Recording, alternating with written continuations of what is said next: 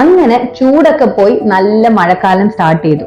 മഴക്കാലത്തോടൊപ്പം തന്നെ നമ്മുടെ സ്കൂളൊക്കെ തുറന്നു, കുട്ടികളെല്ലാം സ്കൂളിൽ പോയി തുടങ്ങി. അതോടൊപ്പം തന്നെ പനി അസുഖങ്ങളും ആയി തുടങ്ങിയിട്ടുണ്ട്. അപ്പൊ എനിക്ക് പറയാനുള്ളത്, നമുക്ക് പൊതുവെ പനിയൊക്കെ ഉള്ളപ്പോൾ നമ്മൾ മറ്റൊരാളോട് പറയാറുണ്ടല്ലേ, എന്റെ അടുത്തേക്ക് അധികം അടുക്കണ്ട, പെട്ടെന്ന് അത് പകരുന്ന. ഇതുപോലെ തന്നെയാണ് നമ്മുടെ ഇമോഷൻസും. വിശ്വസിക്കാൻ പറ്റുന്നുണ്ടോ? എന്താണെന്നുള്ളത് ഞാൻ പറഞ്ഞു തരാം. നമ്മൾ പോലും അറിയാതെ നമ്മുടെ ചുറ്റുമുള്ള ആളുകളുടെ ഇമോഷൻസിനെ നമ്മുടെ സബ് കോൺഷ്യസ് മൈൻഡ് ക്യാച്ച് ചെയ്യുന്ന ഒരു പ്രോസസ്സിനാണ് ഇമോഷണൽ കണ്ടേജിയൻ എന്ന് പറയുന്നത്.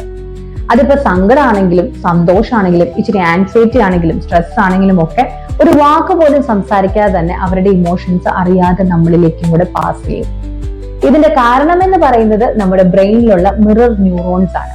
ഈ മിറർ ന്യൂറോൺസ് ഉള്ളത് കൊണ്ട് തന്നെയാണ് മറ്റൊരാളുടെ ഇമോഷൻസ് നമ്മളിലേക്ക് റിഫ്ലക്ട് ആവുന്നതും അത് കൂടാതെ തന്നെ നമ്മൾ പോലും അറിയാതെ അത് മിമിക് ചെയ്യാനായിട്ടുള്ള ഒരു ടെൻഡൻസി നമ്മളിൽ ഉണ്ടാവുന്നത്.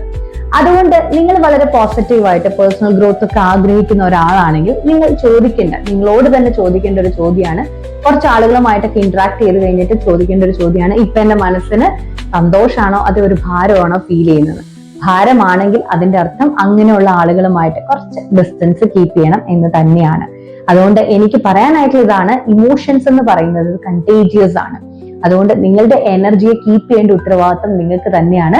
അതുകൊണ്ട് നിങ്ങൾ തീരുമാനിക്കുക നിങ്ങളുടെ ചുറ്റും ആരാണ് എപ്പോഴും ഉണ്ടാവേണ്ടതെന്ന്.